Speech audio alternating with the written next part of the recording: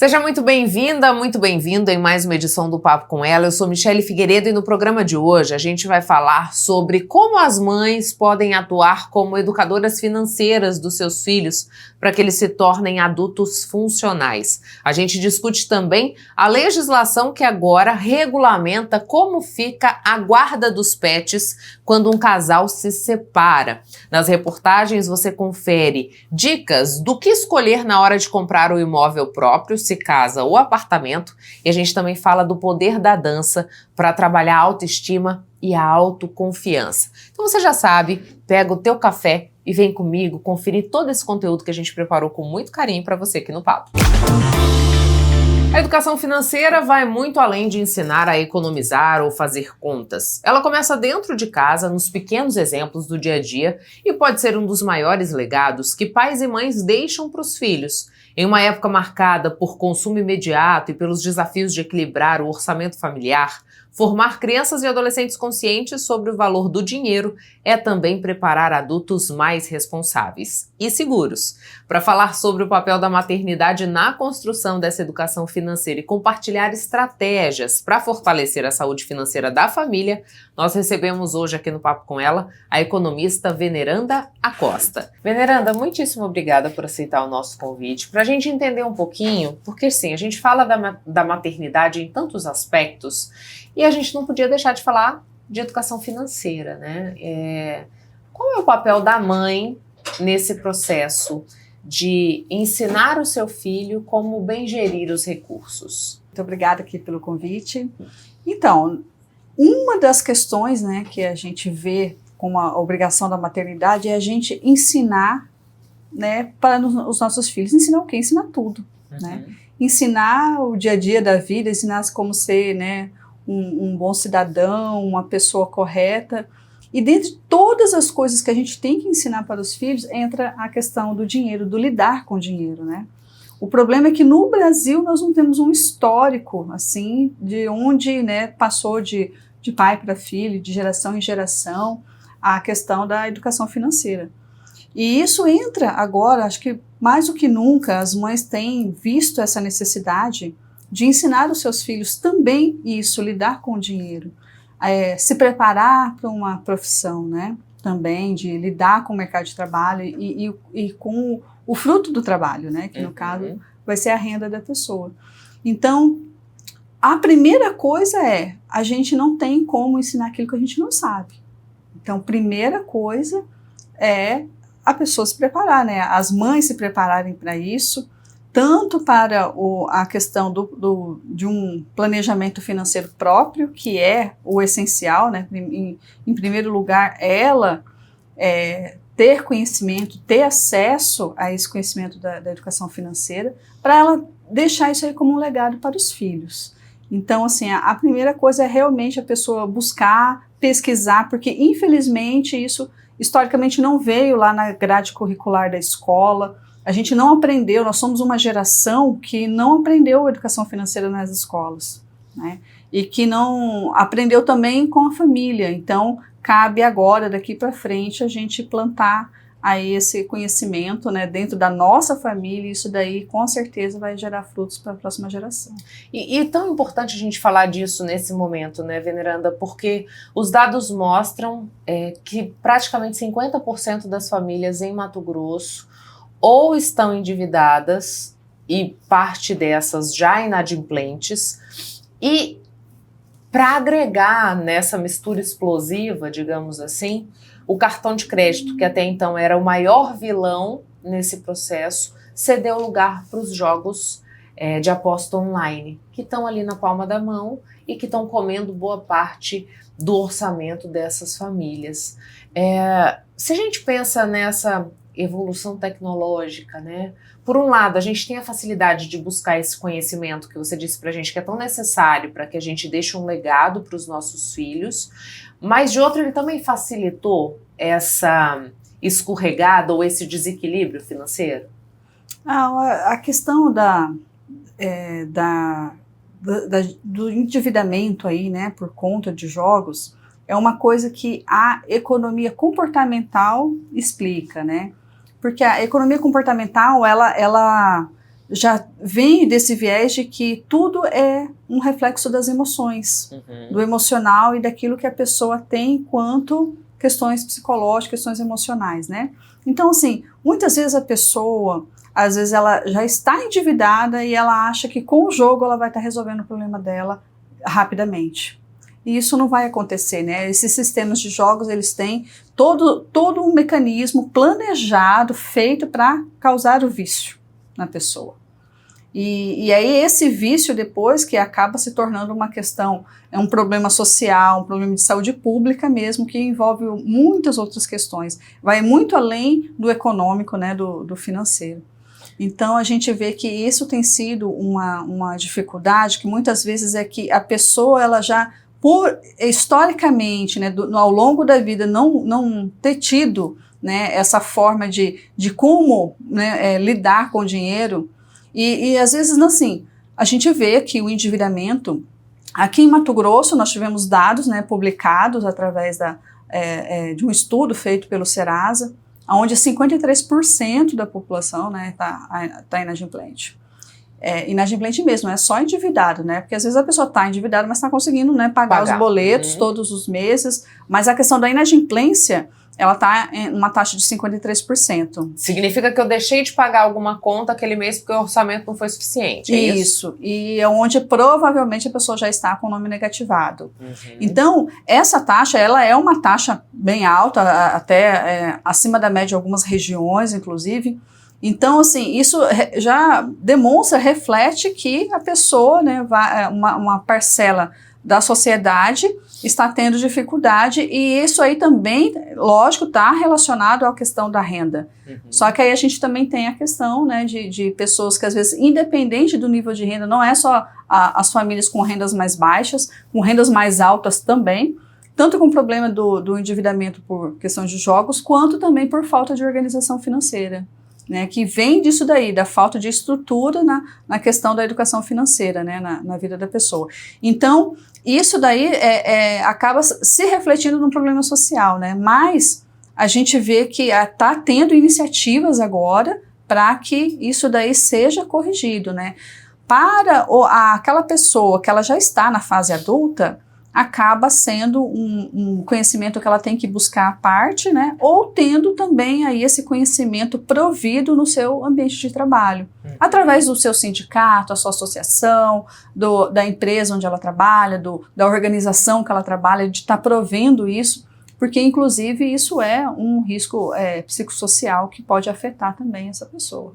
E veneranda, eu lhe perguntava se o avanço tecnológico, ele favorece tanto a busca do conhecimento para que a gente lide melhor com as nossas finanças, como o desequilíbrio financeiro, uma vez que a gente tem, por exemplo, o e-commerce, essas plataformas de comércio, que se você está sentado aqui um minutinho, você entra, é bombardeado por várias promoções e às vezes você faz compra de coisas que você nem precisa, né? E a hora que você vai ver, aquilo já comprometeu uma boa parcela do que é o seu orçamento mensal. Então a gente tem esses dois polos da tecnologia? Nesse sentido, sim, completamente determinante, porque a tecnologia, ela amplificou muito e consolidou um sistema de marketing que nunca houve na história, né? A gente teve aí grandes revoluções na questão do marketing de convencimento mesmo, do consumo e do consumo constante. Lógico, o nosso sistema ele já é feito para isso, para que haja o consumo constante, né?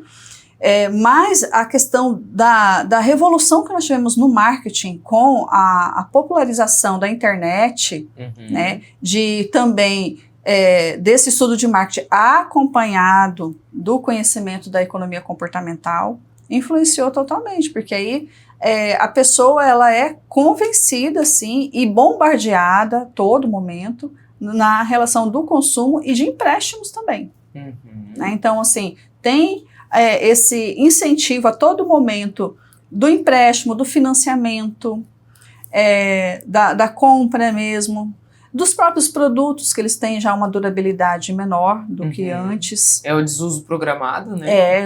Exatamente. Então, assim, o sistema ele se adapta e ele se aprimora cada vez para incentivar ainda mais esse consumo. E também nós estamos nessa sociedade do hiperconsumo, aonde é valorizado o que a pessoa tem, não o que a pessoa é.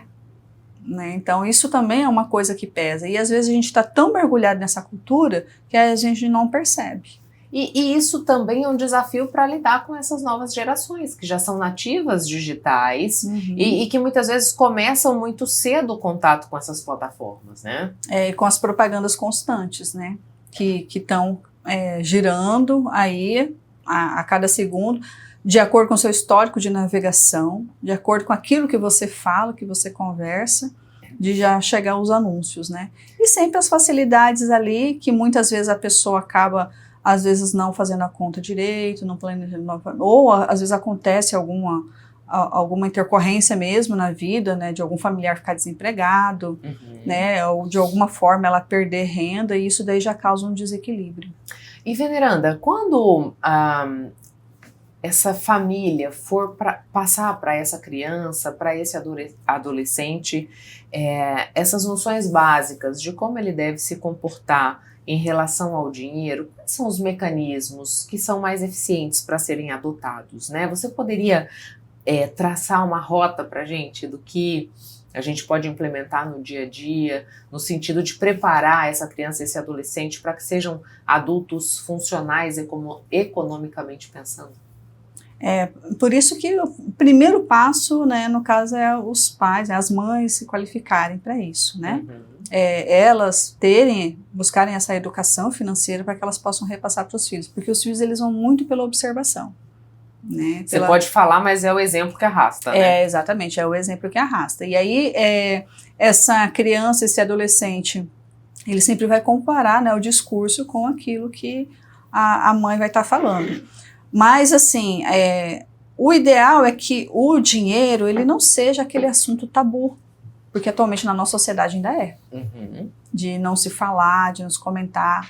Às vezes os pais acharem que dinheiro não é assunto para criança, não é assunto para adolescente, e é pelo contrário, tem que começar lá na infância, pequenininho, né, os pais brincando com a criança, de mercadinho lá, explicando para eles o que é dinheiro, o que é salário, o que é trabalho, por que a mamãe, o papai sai de casa todos os dias, por que a mamãe trabalha, todas essas coisas. Depois, essa evolução, conforme vai aumentando o nível de capacidade de entendimento da criança, ir acompanhando, né, e já dosando aí uma semanada para a criança, explicando para ela que ela tem que administrar aquele valor, como que é, levar a criança no supermercado, mostrar para ela, ensinar o conceito de economia, do que é mais caro, o que é mais barato, né?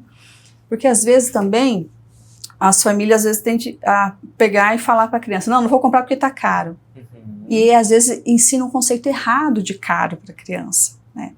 Então isso é uma das coisas, né, quando eu ministro meus cursos, de eu também orientar a família nisso daí.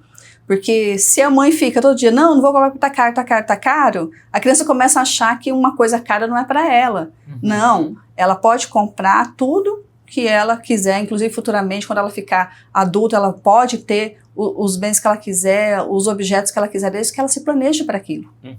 Então, aí ensinar que o adiamento do consumo vai ser mais benéfico para ela, que ela vai conseguir juntar o dinheiro para comprar aquilo que ela quer, colocar aí o cofrinho, ele entra como um instrumento muito eficaz aí na educação das crianças também, desde pequenas nisso, e às vezes a gente subestima as crianças também, no entendimento, naquilo que elas vão absorver.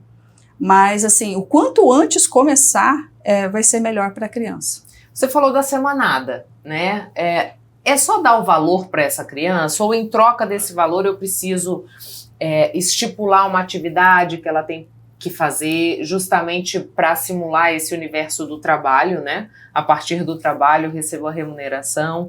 E também é interessante, Veneranda, dentro dessa semanada, separar aquilo que é para reserva, aquilo que seria para aquele consumo do dia a dia. Sim. E aquilo que pode ser, de alguma maneira, um investimento? Sim, com certeza. Tem que ensinar a criança que ela vai ter um orçamento dividido em percentuais, né, ensinar que ela não pode gastar tudo.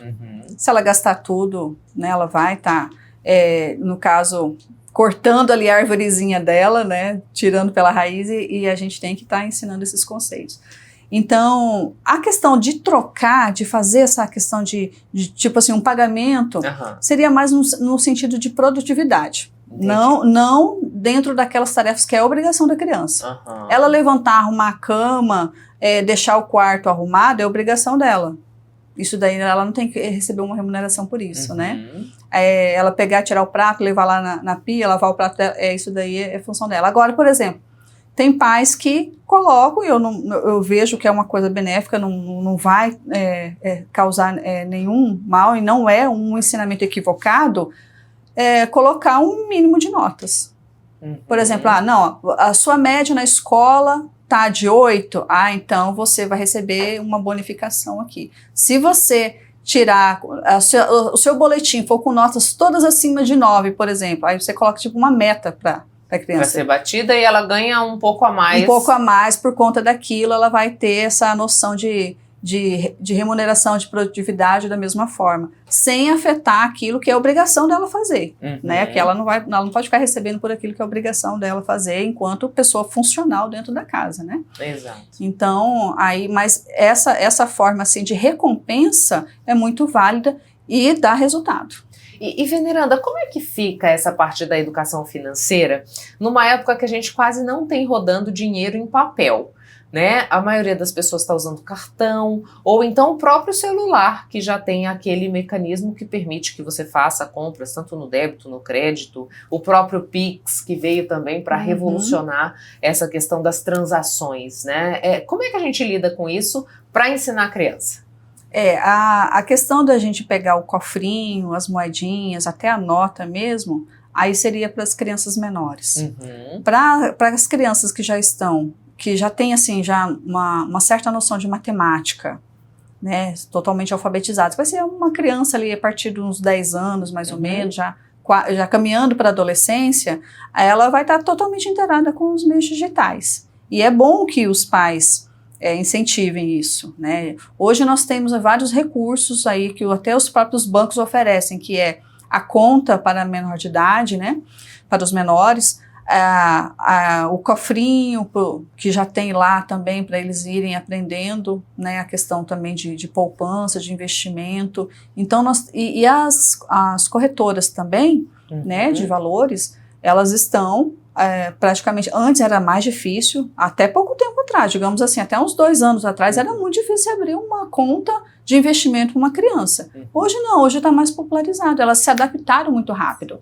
Então hoje várias corretoras também já oferecem a conta para o menor, que o ideal é que esses pais estejam administrando, né, fazendo esses investimentos, e quando ficar já ali na pré-adolescência, já ir ensinando eles, já ir incentivando eles a ver aquilo lá crescendo junto, para quando também não pode chegar, quando o filho lá faz 18 anos, e pegar e entregar lá para ele, não sabe nem como lidar com aquilo. Exato. Aí vai lá e gasta tudo, de uma vez só. O que levou tanto tempo. Né? O que levou tanto tempo para juntar. Não, quando já chegar ali na pré-adolescência, já ir aumentando as doses de informações para eles, para que eles possam também ter apreço por aquilo, para a hora que chegar lá aos 18 já saber lidar.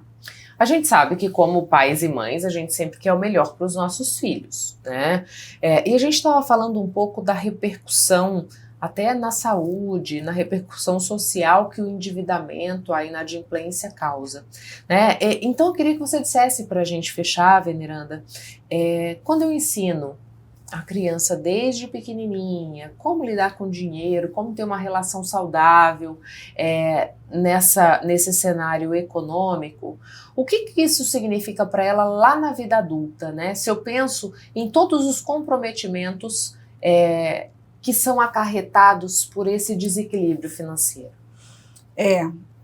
O ideal é que a gente já ensine a criança desde cedo que aquilo que ela poupar e investir vai ser sinônimo de liberdade, porque na verdade a educação financeira ela vem para trazer isso para todas as pessoas, né? É a liberdade e lá no futuro, e para uma criança isso é muito mais frutífero, porque a criança tem o tempo a favor dela. Coisa que muitas vezes uma pessoa adulta de 40, 50 anos já não tem tanto. E é o tempo. Para uma pessoa ter um retorno, um certo patrimônio lá na frente, é mais determinante o tempo do que o valor. Então, assim, se a pessoa está lá investindo, digamos uma mãe, ela pega e começa a investir R$100 por mês para a criança dela. Às vezes até mesmo durante a gestação ela já começa a juntar esse valor. Ela fala, mas R$100? Mas R$100 é tão pouco, né? Ela pode abrir uma previdência privada, fazer investimentos por conta própria, indo lá na bolsa comprando títulos públicos, comprando ações, ou, né, ela pode fazer aplicar num fundo, enfim. Ela aplicando esses R$100 durante 20 anos, isso porque após 10 anos, todo o valor que a pessoa já está investindo começa a virar aquela bola de neve boa, aquela do bem, aquela bola de neve do bem. Então, depois de 10 anos, o crescimento é exponencial. E isso vai trazer a liberdade e a segurança para essa criança, com a capacidade, aos 40 anos, a criança já se aposentar, essa pessoa já se aposentar. Né? Esse filho já poder escolher se ele vai ou não vai trabalhar, com um valor aplicado de forma consistente. De forma contínua, consistente, no caso por 20, 30 anos. Então, por quê? Porque o maior determinante é o tempo, não é o valor.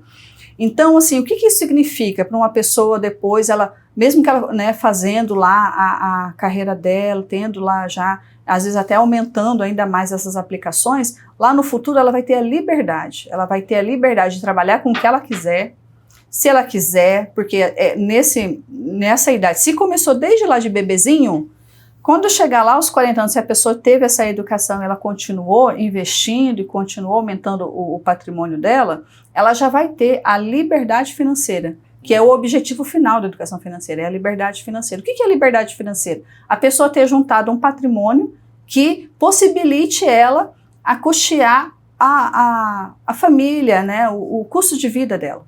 Que trabalhe por ela esse valor. Que trabalhe por ela, que esse patrimônio que ela formou, né, gere uma renda para ela e que custeie, né, todas as suas despesas mensais. Então, isso é liberdade. E aí a pessoa vai ter liberdade geográfica, né, vai ter liberdade mesmo de trabalhar com aquilo que ela quiser e tempo também com a família, né? Então, assim, principalmente para nós mulheres que somos mães, a gente sabe o quanto é custoso, né?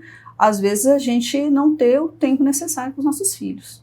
E ficar na correria. E além disso é você garantir uma coisa a menos para prejudicar talvez a continuidade da vida daquele filho. Porque a gente sabe hoje que quando a pessoa está com uma crise financeira muito agravada, o suicídio entra em pauta. É uma situação que infelizmente ainda acontece. E nós temos também uma outra situação, que é a situação das mães atípicas, com seus filhos atípicos. Então, assim, a questão da educação financeira, ela é fundamental para qualquer pessoa. Mas, para uma pessoa atípica, ela é uma questão mesmo de subsistência. Porque, assim, os pais, dependendo do nível de deficiência que tem o filho, a gente não sabe se a pessoa, né, vai conseguir, digamos, lá na frente sustentar. E essa é a preocupação desses pais, né, de como que vai ser a vida do filho, da filha, quando eles não estiverem mais. Esse filho vai conseguir se inserir no mercado de trabalho? Como que vai ser? Então, assim, é também uma coisa muito urgente e obrigatória, principalmente diante do contexto que nós temos, que não existe muitas políticas públicas. Na verdade, não existe nenhuma política pública para essa mãe que muitas vezes larga tudo, larga a carreira para se dedicar ao filho, né, aos filhos, talvez que sejam aí atípicos também. Veneranda, muitíssimo obrigada pelas informações. Deixo o espaço aberto caso queira trazer mais algum esclarecimento. Muito obrigada. A gente faz um breve intervalo comercial e volta já. Não saia daí.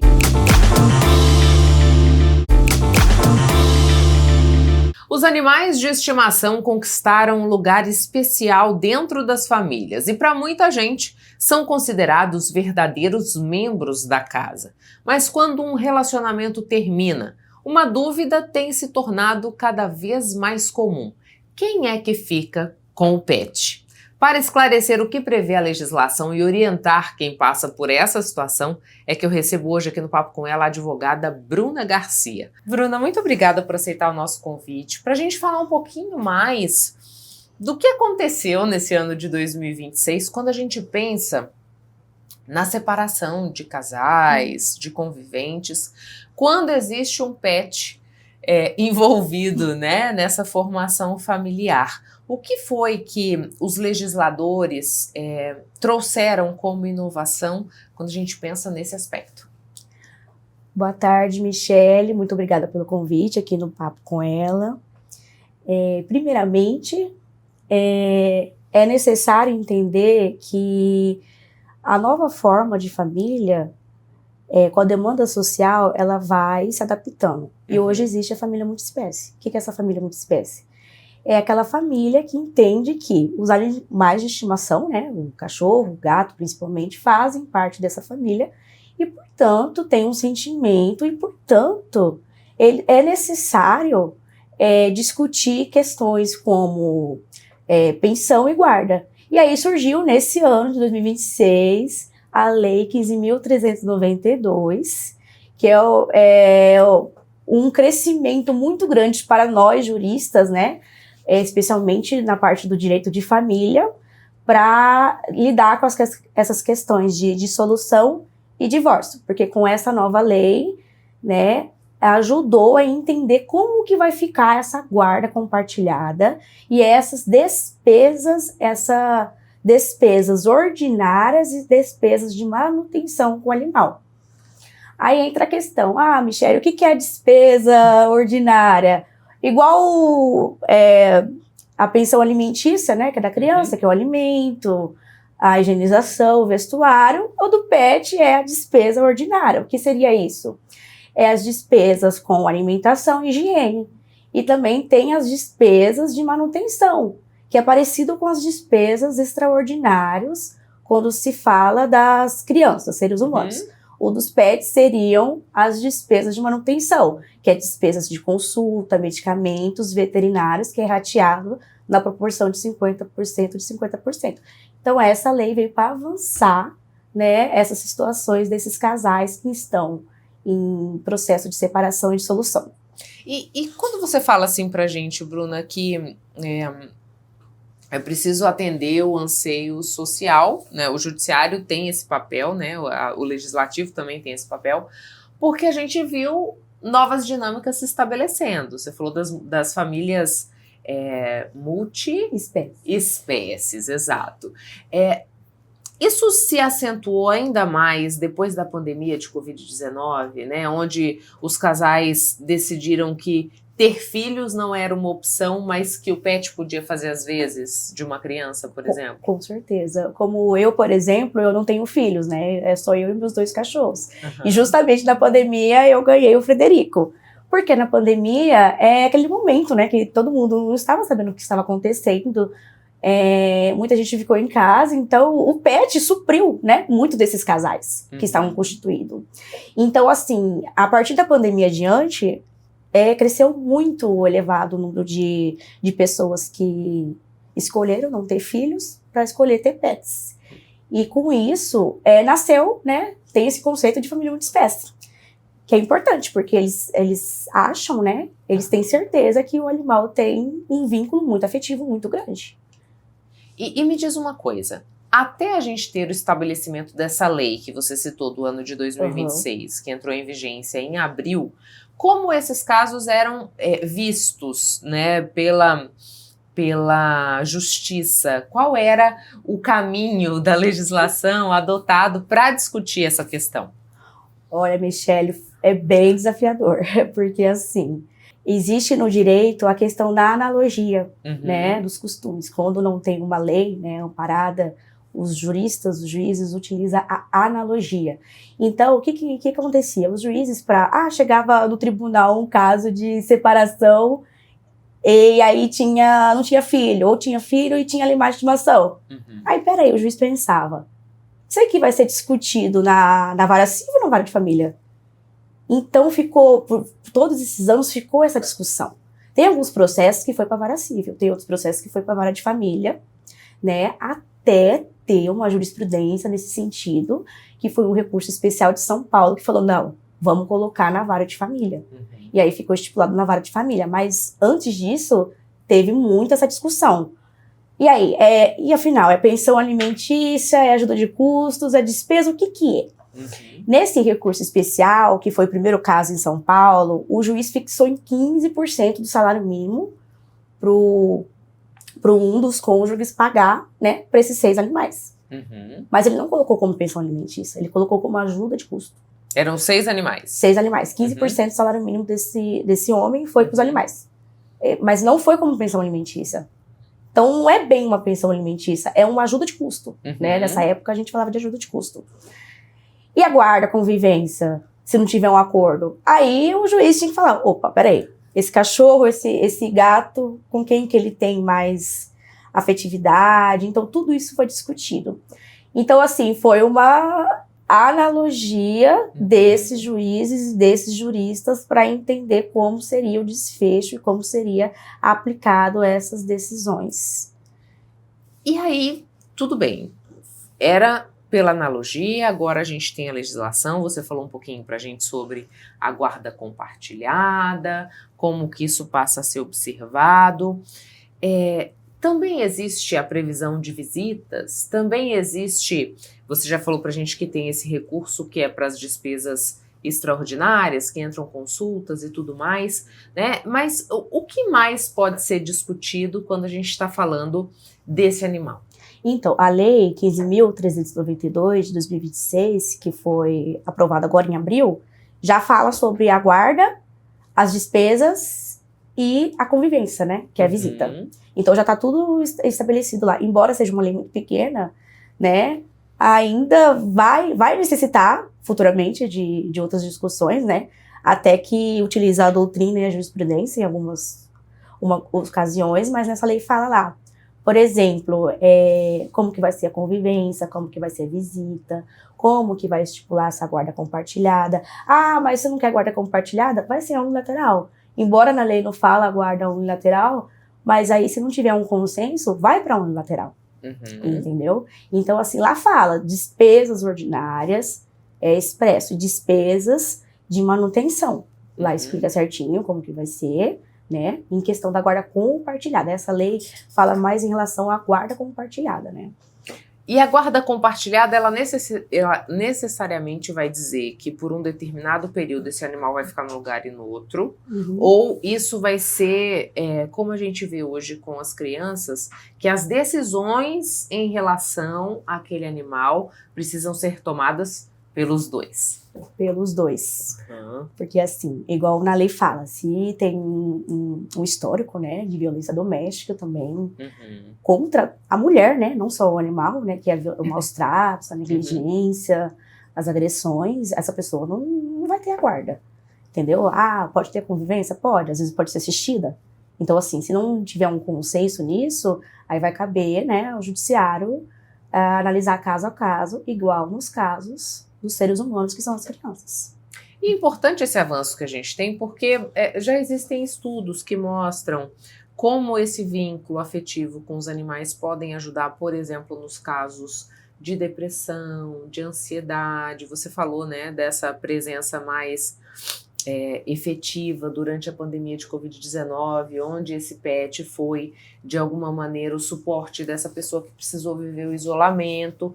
E pensando no próprio animal, também é uma garantia de bem-estar e qualidade de vida, né? Exatamente, que esse animal, tendo a lei, né, ele não vai poder ser abandonado, né, tem a lei de abandono, a lei de maus tratos, então ele vai estar lá, ele tem que ter o alimento dele, né, o casal teve o alimento dele, o casal teve esse pet, então ele vai ter obrigação, né, perante a justiça, uma responsabilidade civil com aquele animal.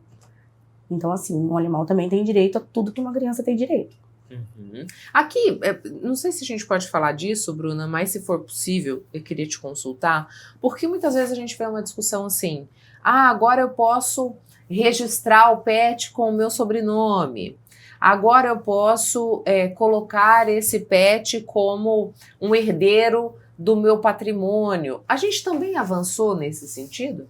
Então, aqui no Brasil, o pet ele não é herdeiro, né? Uhum. Mas assim, pode colocar, por exemplo, que a pessoa que for cuidar desse pet vai ter o direito. Uhum. Mas assim, o pet, como ele não é um ser de responsabilidade civil, ele não tem personalidade jurídica, então ele não tem, né, essa herança. Uhum. Mas a pessoa que vai estar cuidando dele vai estar administrando, dando todo o suporte que ele necessita.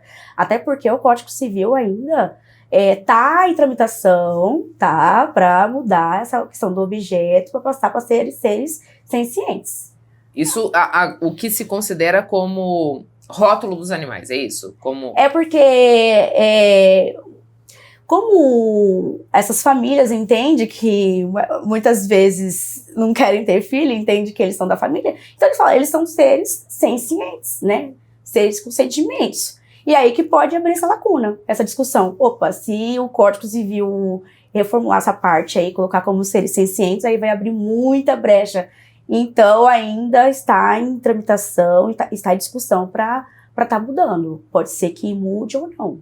Mas aí vai ser uma outra demanda, uma outra discussão e pauta, até porque nessa lei deixa claro que ele é um objeto. Uhum. Um objeto semovente, seria isso? Isso, um objeto semovente. E me diz uma coisa, Bruna, tenho lá os meus cachorros, os meus gatos, vou decidir que não quero mais manter essa relação. Eu já vou discutir essa questão da guarda, da manutenção dentro do processo de divórcio ou de dissolução de união, ou são ações que devem caminhar separadas? Não, no mesmo processo, se não tiver um consenso entre as partes, né? Por exemplo, se você for um casal, né, em separação, se não tiver consenso, dentro desse mesmo processo é discutido tudo. Uhum. Você pode, Michele, por exemplo, pode fazer um processo de divórcio e já colocar lá a questão dos animais, junto no processo de divórcio. A gente tem também essa possibilidade, quando há crianças e há consenso, de fazer todo o trâmite pelo cartório. A mesma coisa é com os animais? Não. Não. Ainda não. Aí precisa ser no judiciário mesmo. Isso, senão, você pode fazer um acordo, né, entre as partes, normal, e formalizar. Um divórcio no cartório e formalizar. Mas assim, como na criança, assim, não tem como entrar com pensão alimentícia, assim, diretamente no cartório. Então, a mesma coisa dos animais. E essas discussões, se não tiver consenso entre as partes, né, de forma extrajudicial, aí sim vai para o judiciário. Mas se a pessoa, por exemplo, quiser fazer um divórcio consensual e já estipular o que vai ser em relação a esses pets, tudo bem. Mas agora, se tiver conflitos, né, se também tiver negligências, abandonos, maus tratos, tudo isso é analisado pelo juiz. Por isso que é importante, né, essa figura. Por quê? Porque ele vai analisar toda a situação. Pode ser que um dos cônjuges não tenha condição de estar com o pet. Muitas vezes também é analisado o seguinte, na lei demonstra, assim, eu tinha o meu cachorro, casei, só que o meu cachorro eu tinha... Antes de casar. Antes de casar. Só que durante o casamento, ele ficou muito tempo, e comigo pouco, sozinho. Então, ele não vai ser meu. A outra parte pode entrar requerendo a guarda, porque ficou maior tempo... Com os dois. Com os dois. Entendi. Então, tem mais isso que precisa Tem mais isso, é muita coisa. E me diz uma coisa, Bruna, você falou pra gente sobre maus tratos, abandono. Se isso é uma realidade dentro dessa dinâmica, dessa família, se tem um dos integrantes do casal que não tem muita afinidade com o animal, que nunca se preocupou com cuidado, que por vezes até foi negligente. Como é que eu provo isso, né? Eu preciso registrar de alguma maneira essa situação, porque da mesma forma que a gente sabe que existem pessoas que se utilizam dos filhos para de alguma maneira trazer represálias, né, porque não aceitam o fim do relacionamento, imagino que pode também acontecer com os animais. Sim, a mesma forma, né, de um processo de família, normalmente, a gente traz provas, áudios, documentação, testemunhas, as mesmas coisas com pets. Provas, testemunhais, documentos, prints, carteirinha de vacinação é importante também, porque isso demonstra maus tratos, é considerado, né, não vacinar o cachorro é um maus tratos. Então, assim, estava no período com aquela pessoa, não vacinou, não teve todo esse cuidado, o cachorro necessitou do veterinário, não deu esse amparo, tudo isso é uma prova essencial num processo litigioso que envolve animais de estimação. Bruna, muito obrigada pelas informações, o espaço aberto caso você queira trazer mais algum esclarecimento que a gente não tenha conversado. Então, igual você falou do documento, né, lá no Gov você pode fazer o documento do seu pet hoje. Você coloca a foto dele, ele vai ganhar como se fosse uma identificação. Isso entra junto com a microchipagem ou não? Não, não necessariamente precisa da microchipagem. Por exemplo, meus cachorros, eles têm o documento dele lá que eu fiz pelo Gov, mas eles não têm a microchipagem. Entendi. Então é só para ter mesmo esse registro e que reforça, né? Pode ser até uma prova, né? Que reforça o animal como integrante da família. Obrigada, Bruna. Eu que agradeço pelo espaço e pela conversa. Deixa eu te falar uma coisa importante. Nem toda violência é visível. Muitas começam com controle, com isolamento, com medo constante bem antes do primeiro empurrão, primeiro apertão, primeiro tapa. E o mais preocupante é que os primeiros sinais ainda são ignorados. A gente precisa compreender que comportamentos violentos, agressivos e possessivos não surgem do nada. Eles são aprendidos, reproduzidos e naturalizados desde cedo. Por isso, preste atenção aos sinais. Ciúme excessivo não é prova de amor. Controle não é cuidado. Afastar você da família e amigos não é proteção. Tudo isso pode ser o começo de uma violência que tende a crescer com o tempo. Você não está sozinha. É possível romper esse ciclo e recomeçar com respeito, liberdade e segurança. Em Mato Grosso, a vítima tem voz e o agressor tem rosto. Saiba reconhecer os sinais. Acredite em você mesma. Procure ajuda. Denuncie. Disque 180. Acredite, antes que vire silêncio. Governo de Mato Grosso. Não saia daí que o papo volta já já.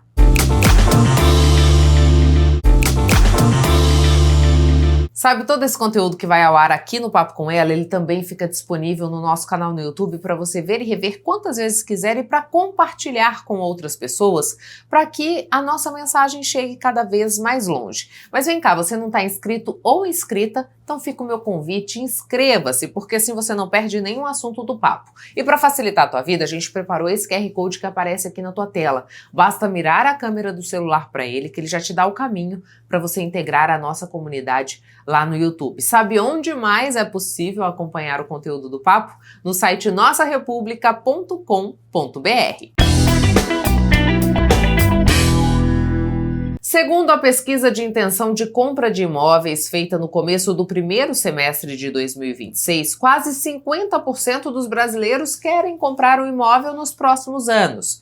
O sonho de ter o seu próprio cantinho para morar e sair do aluguel lidera a lista de desejos dos brasileiros. Porém, na hora da busca surge a dúvida: casa ou apartamento? O sonho da casa própria segue firme entre os brasileiros. O levantamento da Brain Inteligência Estratégica, realizado no primeiro trimestre deste ano, mostra que 49% da população pretende comprar um imóvel nos próximos anos. O número representa um crescimento de 5 pontos percentuais em relação ao mesmo período do ano passado, quando esse índice era de 44%. E entre quem pretende comprar, 83% querem um imóvel para morar, principalmente para realizar o sonho de sair do aluguel. Antes de iniciar a procura de um bem, a pessoa ela tem que paudar a parte financeira dela, né? Onde ela vai fazer uma análise financeira, né? Antes de procurar iniciar um financiamento ou até mesmo procurar fazer um planejamento com o consórcio. Depois do planejamento financeiro vem uma decisão que divide opiniões. Segundo a pesquisa, 47% dos brasileiros dizem sonhar com uma casa de rua. Outros 35% preferem apartamentos, enquanto 14% escolheriam uma casa em condomínio fechado. Mas, curiosamente, na hora de fechar negócio, a realidade é diferente. 43% das compras acabam sendo de apartamentos, enquanto apenas 26% são de casas de rua. Na avaliação do mercado, fatores como segurança, localização e praticidade ajudam a explicar essa mudança de comportamento. Ele não tem somente que comprar o imóvel pensando na aquisição, mas ele tem que pensar na liquidez que vai ter futuro. Mais do que decidir entre uma casa ou um apartamento, especialistas recomendam avaliar o custo de manter esse patrimônio ao longo dos anos. Além do valor da prestação, entram na conta despesas com condomínio, manutenção, IPTU e até o potencial de valorização do imóvel. A localização, a infraestrutura do bairro e a facilidade de revenda também fazem diferença. A vantagem de comprar um apartamento realmente é uma parte de segurança, é uma parte de lazer dentro do condomínio, vizinhança, né? Saber morar em vizinhança, né? Já a casa, ele vai poder fazer o que ele quiser, ele pode mudar o formato dela, ele pode aumentar o formato dela, ele pode, enfim, colocar um som alto, ele pode, né, fazer o que quiser dentro do imóvel, que não vai ter problema. Já o apartamento é diferente. Por isso, não existe uma resposta única. Quem busca espaço, quintal e autonomia costuma preferir uma casa. Já quem prioriza segurança, mobilidade e áreas de lazer encontra nos apartamentos uma solução mais prática. O mais importante é que a escolha acompanhe o momento de vida da família e caiba no orçamento. Não é somente dar uma entrada, ver a parcela. Hoje, atualmente, essa parcela está cabendo no meu orçamento, mas precaver o futuro. Se às vezes o marido perdeu um emprego, a esposa perdeu um emprego, a gente saber que lá no futuro, mesmo um perdendo o emprego, vai dar conta de pagar aquela parcela. Ou se acontecer qualquer outro evento que torna ali 1, 2, 3 parcelas em aberto, eles vão dar conta de fazer o pagamento desse boleto para não ficar sempre pagando juros. Ou fazer um fundo de reserva referente a esse financiamento, ou fazer antecipação de pelo menos um ano. Como que vai fazer isso? Se esse mês pode pagar 2, paga durante o ano, trabalha para pagar um ano direto. Passou um ano direto ali, antecipando parcela de um ano, aí sim você pode já começar a antecipar de trás para frente, conseguindo ali alcançar até os 70% de desconto da última parcela. Além de movimentar o corpo, a dança pode ser uma ferramenta importante para trabalhar outros aspectos, como a autoestima e a autoconfiança. A dança acompanha a humanidade há milhares de anos. Muito antes de ser considerada uma atividade física ou artística, ela já era uma forma de comunicação, celebração e conexão entre as pessoas. Hoje, além de todos esses significados, ela também pode ser uma importante aliada da saúde emocional. Quando o corpo se movimenta ao som da música, o cérebro responde. A prática estimula a liberação de neurotransmissores relacionados ao prazer e ao bem-estar, como a endorfina, dopamina e serotonina. O resultado pode ser uma redução do estresse, da ansiedade e uma melhora significativa da autoestima. Quando penso, na dança, eu já relaxo e já penso assim, hoje é o meu dia, de ficar melhor e de me sentir melhor com a dança, porque eu esqueço de tudo, dos estresses, da correria, do trabalho do dia a dia, como professora, como mãe, e vou me soltar para me expressar mais e movimentar o meu corpo, trazendo benefício para a alma, espírito, corpo, principalmente para o físico, que trabalha muito a expressão corporal também, o cognitivo, a flexibilidade, e isso nos ajuda no dia a dia. Mas os benefícios vão além da química cerebral. Aprender novos movimentos, superar desafios e perceber a própria evolução ajudam a desenvolver confiança. Em grupo, a dança também fortalece vínculos sociais, reduz o isolamento e cria um ambiente de acolhimento. Hoje nós temos até uma turma que abrimos para a turma adulta, né, que são mulheres, mães que gostariam de dançar e buscar isso para ela, essa melhoria, não só, como eu disse, né, no corpo, na estética, mas sim algo terapêutico que possa ajudar elas a desestressarem e ter uma autossociabilidade melhor, desenvolvendo essa expressão corporal. Para muita gente, a transformação acontece de forma silenciosa. Aos poucos, o espelho deixa de ser um lugar de cobrança e passa a refletir conquistas, autonomia e confiança. Cada aula representa uma oportunidade de vencer inseguranças e redescobrir o prazer de ocupar o próprio espaço. Aprender uma coreografia pode significar aprender a olhar para si com mais carinho. Um movimento de cada vez, o corpo ganha força, a mente encontra leveza e a autoestima descobre novos motivos para florescer.